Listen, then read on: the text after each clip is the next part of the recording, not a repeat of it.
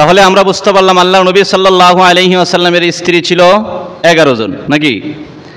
আল্লাহ রাসূল সাল্লাল্লাহু আলাইহি ওয়াসাল্লামের স্ত্রী ছিল 11 জন। ওই 11 জন স্ত্রীকে আল্লাহ রাব্বুল আলামিন কোরআনের মধ্যে আহলে বায়াত নামে উল্লেখ করেছেন। অর্থাৎ আল্লাহ রাব্বুল আলামিন ইরশাদ করেন এই 11 জন স্ত্রী হলো আহলে বায়াত। এটা হলো 1 নম্বর রিওয়ায়াত।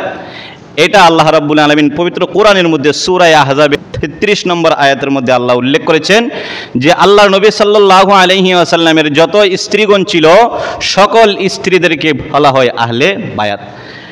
তো আল্লাহ রাব্বুল আলামিন পবিত্র কোরআনের মধ্যে বলেন, ইন্নামা ইউরিদুল্লাহু লিইউযহিবা আনকুমুর রিজসা আহলাল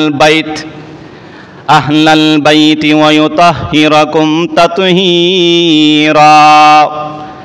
আল্লাহ রাব্বুল আলামিন সূরা আহজাবের 33 নম্বর আয়াতের মধ্যে বলে দিয়েছেন, ইন্নামা ইউরিদুল্লাহু লিইউযহিবা আনকুমুর রিজসা আহলাল বাইত।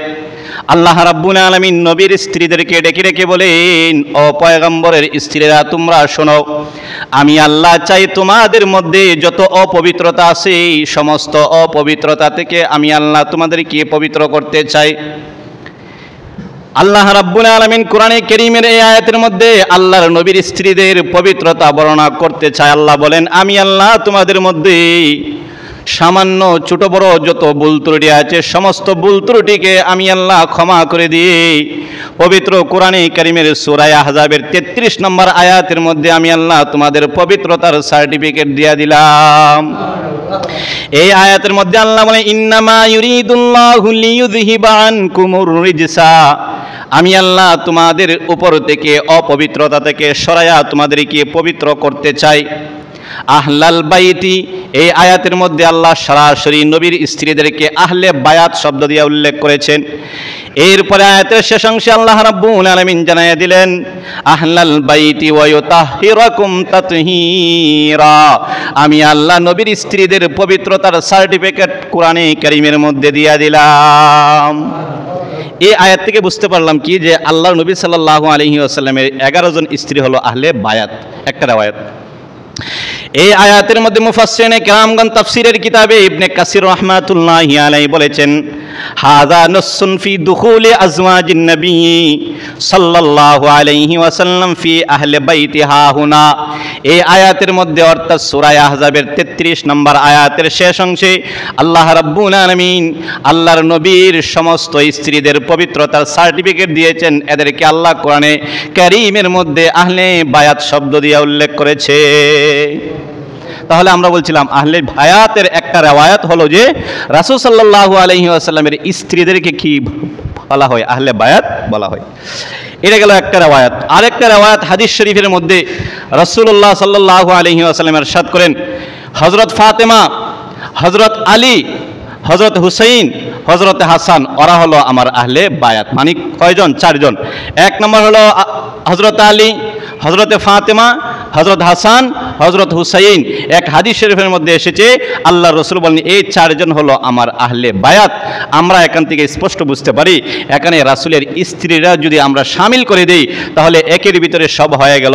অর্থাৎ হাসান হুসাইন অন্তর্ভুক্ত হয়ে গেল, হযরত ফাতেমা অন্তর্ভুক্ত তো আগে থেকেই আছে, কারণ ফাতেমা রাদিয়াল্লাহু তাআলা আনহা তো আগে থেকেই আছে, কারণ সরাসরি রাসূলের কি কন্যা। এরপরে যদি আমরা হযরত আলীকে অ্যাড করে দিই তাহলে একের ভিতরে সব হয়ে গেল। আল্লাহ রাসূল সাল্লাল্লাহু আলাইহি ওয়াসাল্লাম হাদিস শরীফের মধ্যে বলেছেন, আন আমর ইবনে আবি সালামা রাদিয়াল্লাহু তাআলা আনহা, হযরত আমর ইবনে আবি সালামা রাদিয়াল্লাহু তাআলা আনহা থেকে বর্ণিত আল্লাহর নবী সাল্লাল্লাহু আলাইহি ওয়াসাল্লাম উম্মে সালামার হুজরার ভিতরে অবস্থান করতেছিলেন। এমন সময়ে জিবরাইল আলাইহিস সালাতু ওয়াস সালাম আল্লাহ রাব্বুল আলামিনের নবী মুহাম্মদুর রাসূলুল্লাহর কাছে সূরা আহজাবের 33 নম্বর আয়াতটা নাযিল করে দিলেন, ইন্নামা ইউরিদুল্লাহু লিইউযহিবা আনকুমুর রিজসা আহলাল বাইত। এই আয়াতটা যেখানে অবতীর্ণ হয়েছিল সেটা হলো উম্মে সালামার হুজরার ভিতরে, রুমের ভিতরে। আল্লাহর নবী যখন ঢুকলেন তখন জিবরাইল আলাইহিস সালাতু ওয়াস সালাম আল্লাহর পক্ষ থেকে এই আয়াতটা নাযিল করার পরে পয়গম্বর সাল্লাল্লাহু আলাইহি আলাইহি ওয়াসাল্লাম ফাদাআন নবী সাল্লাল্লাহু আলাইহি ওয়াসাল্লাম ফাতেমা ওয়া হাসানান ওয়া হুসাইন। আল্লাহর নবী সাল্লাল্লাহু আলাইহি ওয়াসাল্লামের উপরে সূরা আহজাবের এই আয়াত যখন অবতীর্ণ হয়ে গেল, তখন আল্লাহর নবী হযরতে আবু সালামার রুমে ছিলেন। তখন আল্লাহর নবী আবু সালামাকে ডেকে ডেকে বলে, আবু সালামা রে, তুমি যাও যাও যাও, আমার কন্যা ফাতেমাকে তুমি নিয়ে আসো, হাসানকে নিয়ে আসো, হুসাইনকে নিয়ে আসো। আল্লাহর নবীর নিকটে যখন ফাতেমা, হাসান, হুসাইনকে আনা হলো, ফাজাল্লাহুম বিকিসাইন, তখন আল্লাহর নবী এদের তিনজনকে একটা চাদরের ভিতরে ঢুকাইয়া দিলেন। এরপরে পিছনে হযরত আলী রাদিয়াল্লাহু তাআলা আনহু বলেন, পয়গম্বর, আমি তো আপনার পিছনে আছি, আমি কি আপনার চাদরের ভিতরে ঢুকবো নাকি?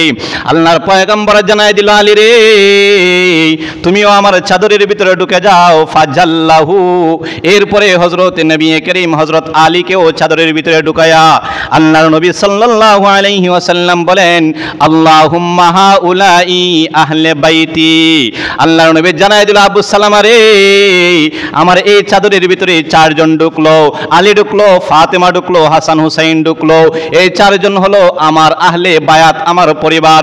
আবু সালামা ডাক দিয়ে বলেন, নবী আমার, আপনি কি আমাকে তাদের অন্তর্ভুক্ত করবেন না?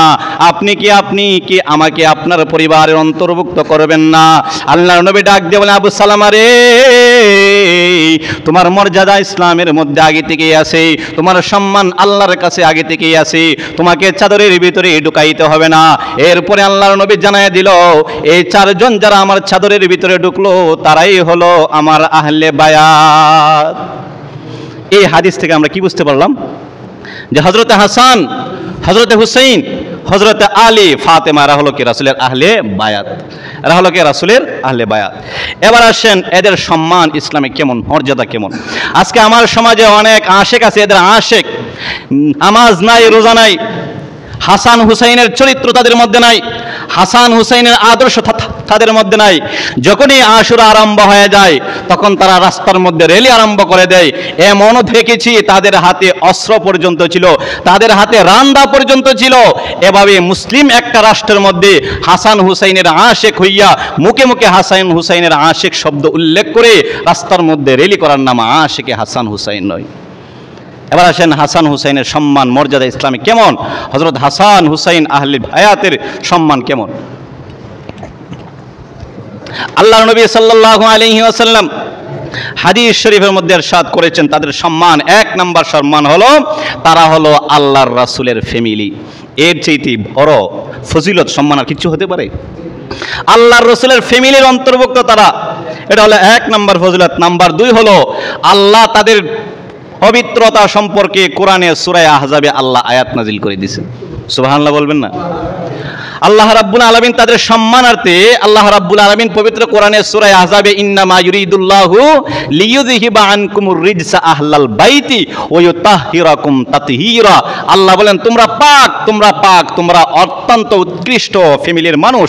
আল্লাহ রাব্বুল আলামিন তাদের সম্মানে আয়াত নাজিল করে দিলেন। নাম্বার 3 হলো আল্লাহর নবী সাল্লাল্লাহু আলাইহি ওয়াসাল্লাম, মুসলিম শরীফের হাদিস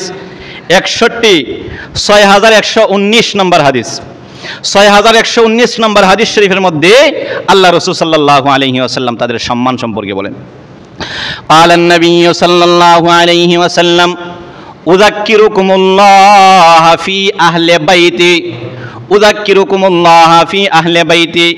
আল্লাহর নবী সাল্লাল্লাহু আলাইহি ওয়াসাল্লাম জানায় দিল, আমার উম্মতেরা শোনো, আহলে বায়াত কারা তোমরা শুনতে পেরেছো, তোমরা চিনেছো, জেনেছো। এই আমার আহলে বায়াতদেরকে নিয়ে তোমরা আমার মৃত্যুর উপরে কোনোদিন সমালোচনা করবা না। আমার আহলে বায়াতের ব্যাপারে তোমরা আল্লাহকে ভয় করবা, তাদেরকে নিয়ে বাজে মন্তব্য করবা না। এরপরে তিরমিজি শরীফের আরেক হাদিস শরীফের মধ্যে আল্লাহ রাসূল সাল্লাল্লাহু আলাইহি ওয়াসাল্লাম বলেন, 3788 নম্বর হাদিস, আল্লাহর রাসূল বলেন, ইন্নী তারিকুন ফিকুম লান তামাসসাকতুম বিহিমা লান তাদিল্লু বাদি। আল্লাহ রাসূল সাল্লাল্লাহু আলাইহি ওয়াসাল্লাম বলেন, আমার উম্মতেরা শোনো, আমি তোমাদের কাছে দুইটা জিনিস রেখে গেলাম, আমার মৃত্যুর উপরে যদি তোমরা ওই দুইটা জিনিস আঁকড়ে ধরো, লান তাদিল্লু, তোমরা কোশ্চিন কালো পথ হারা হইবা না। আল্লাহ রাসূল জানায় দিলেন, এক নাম্বার হলো কিতাব আল্লাহ, আল্লাহর কিতাব, দুই নাম্বার হলো ইতরাতি আহলে বাইতি, দুই নাম্বার হলো তোমাদের কাছে আমার আহলে বায়াত বায়াতকে রেখে গেলাম।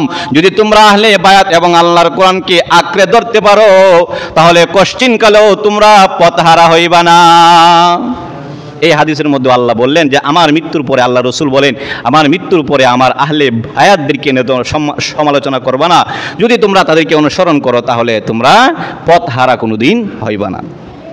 এরপরে আরেকটা হাদিস আল্লাহ রাসূল সাল্লাল্লাহু আলাইহি ওয়াসাল্লাম বলেন উহিব্বুল্লাহ লিমা ইয়াগযুকুম মিন নিয়ামাতিন।